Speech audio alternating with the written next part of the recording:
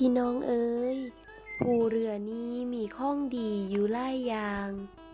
เมืองผ้าเมืองภูทรายหมอกก็งามดอกไม้ก็งามนามว่าเมืองหนาวพากันฟ้าวมาเบิ่งข้องดีหนาวซุ่มเย็นตลอดปีเด้อพี่น้องเอ๋ยเมืองภูเรือเรื่องชื่อระบือนักคนรู้จักในนามถิ่นเมืองหนาวบนยอดภูสูงชะลูดเฉียดดวงดาวแลสกาวพืชพันธุ์นั้นมากมีสัมผัสหมอกกระทบกายด้วยไอฝนกลิ่นระคนหอมคลุ้งทั่ววิถี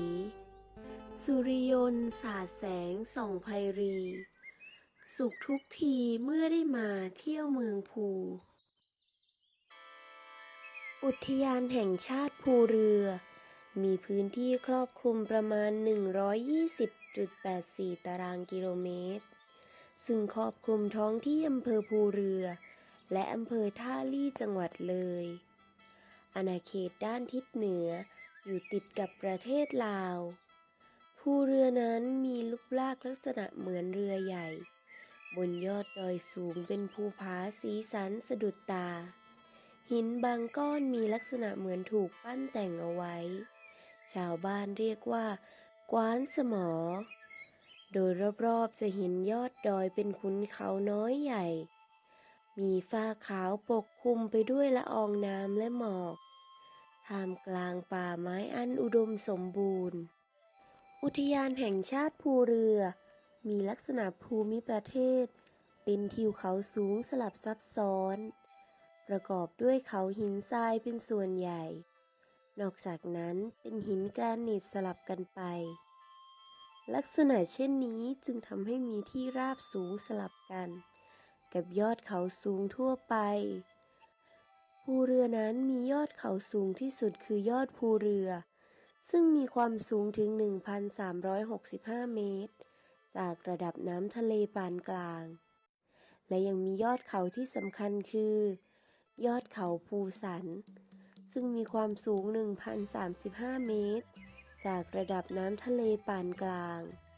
และยอดภูกุซึ่งมีความสูง 1,000 เมตรจากระดับน้ำทะเลปานกลางและลักษณะเช่นนี้เองจึงทำให้เกิดเป็นแหล่งต้นน้ำลำธารที่สำคัญหลายสายอย่างเช่นห้วยน้ำด่านห้วยน้ำบงห้วยเถียงนาห้วยทรายขาวห้วยติ้วและห้วยไผ่ลักษณะภูมิอากาศด้วยอุทยานแห่งชาติภูเรือตั้งอยู่ที่จังหวัดเลยซึ่งเป็นจังหวัดที่มีอากาศหนาวเย็นที่สุดของประเทศไทยและอยู่บนยอดเขาสูงจึงทำให้มีอากาศหนาวเย็นตลอดทั้งปีโดยเฉพาะในช่วงฤดูหนาวจะหนาวเย็นมากจนกระทั่งน้ำค้างบนยอดหญ้าแข็งตัวกลายเป็นเกล็ดน้ำแข็งซึ่งมีภาษาพื้นเมืองเรียกว่าแม่คะนิ้งผู้ที่จะไปพักผ่อนควรเตรียมตัวให้พร้อมที่จะเผชิญกับความหนาวเย็นภูเรือนั้นมีสภาพเป็นป่าหลายชนิดปะปนกันอย่างสวยงามทั้งป่าเบญจพรรณป่าเต็งรังป่าดงดิบป่าสนเขาโดยเฉพาะยอดภูเรือซึ่งประกอบไปด้วยป่าสนเขาสลับกับสวนหินธรรมชาติแซมด้วยพุ่มไม้เตี้ยสลับด้วยทุ่งหญ้าเป็นระยะไม้พื้นล่างที่พบโดยทั่วไปได้แก่พวกกุหลาบป่า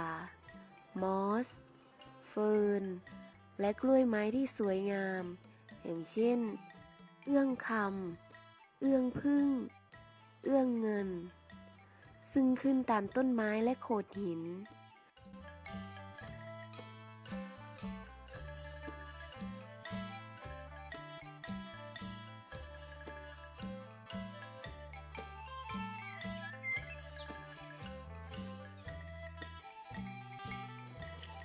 ป่าเบญจพรรณโดยทั่วไปป่าเบญจพรรณหรือป่าผสมผัดใบเป็นป่าที่มีพันไม้เด่น5ชนิดได้แก่ไม้สักมะค่าแดงประดู่และชิงชัง จะพบป่าชนิดนี้ได้ในบริเวณที่มีฤดูกาลแบ่งแยกชัดเจน มีช่วงแห้งแล้งยาวนานเกินกว่า 3 เดือน ปริมาณน้ำฝนเฉลี่ยอยู่ในช่วง 1,200 ถึง 1,400 มิลลิเมตรต่อปี ที่ระดับความสูงตั้งแต่ 50 ถึง 800 เมตร เหนือระดับน้ำทะเล ต้นไม้เกือบทั้งหมดในป่าเบญจพรรณจะผลัดใบในฤดูแล้ง โดยเฉพาะตั้งแต่ปลายเดือนมกราคมจนถึงเดือนเมษายน ซึ่งป่าเบญจพรรณในประเทศไทยนั้นแบ่งออกได้2 กลุ่ม คือกลุ่มป่าเบญจพรรณที่มีไม้สักเป็นไม้เด่น ขึ้นคละกับไม้ที่มีคุณค่าทางเศรษฐกิจอื่นๆ อาทิเช่น ประดู่ ชิงชัง มะข่าโมง แดง ไผ่ไร่ ไผ่ซางดอย และไผ่หก ส่วนอีกลักษณะหนึ่งคือป่าเบญจพรรณที่ไม่มีไม้สักเป็นไม้เด่น แต่มีไม้อื่นขึ้นแทน อย่างเช่น ประดู่ ยาง ตะแบก เป็นต้น ป่าดิบแล้ง ป่าดิบแล้งเป็นป่าไม้ผสมผัดใบ เรือนยอดค่อนข้างหนาทึบ ลำต้นใหญ่และสูงตรง เพราะต้นไม้จะแข่งกันเจริญเติบโตเพื่อรับแสงแดด ซึ่งจะส่องไม่ถึงพื้น ทำให้อากาศบริเวณนี้เย็นสบาย พื้นดินจะมีความชุ่มชื่นตลอดปี มีพันไม้พื้นล่างเป็นพันไม้ล้มลุก เช่น ปาล์มหลังขาวอูฐหวาง ตะเคียนทอง หางนาคบก ยมหอม ยางนา สภาพป่าเหมาะที่จะเป็นที่อยู่อาศัยและหาอาหารของสัตว์ป่าหลายชนิด ป่าเต็งรัง ป่าเต็งรังเป็นป่าผัดใบที่มีพันไม้วงยางบางชนิดเป็นไม้เด่น ได้แก่ เต็ง รัง เหียง พลวง และยางกลาด กระโดน ตะโกนา กระทบรบ ซึ่งโดยทั่วไปความหนาแน่นของต้นไม้ในป่าเต็งรังจะน้อยกว่าป่าเบญจพรรณ เพราะพื้นดินตื้นเขินกักเก็บน้ำได้น้อย และมีหินบนผิวดินมากก่อให้เกิดความแห้งแล้ง ป่าเต็งรังเป็นสังคมพืชเด่นของภาคตะวันออกเฉียงเหนือ มีช่วงแห้งแล้งจัดเกิน 4 เดือนต่อปี ป่าหญ้า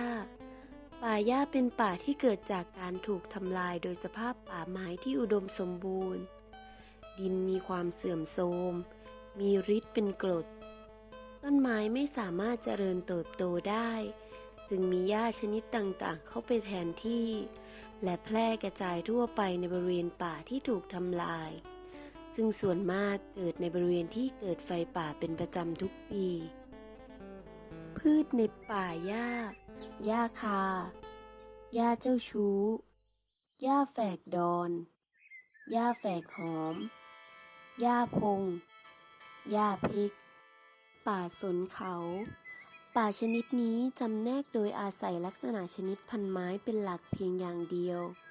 คือป่าที่มีไม้สน2 ใบและสน3 ใบเป็นพันไม้เด่น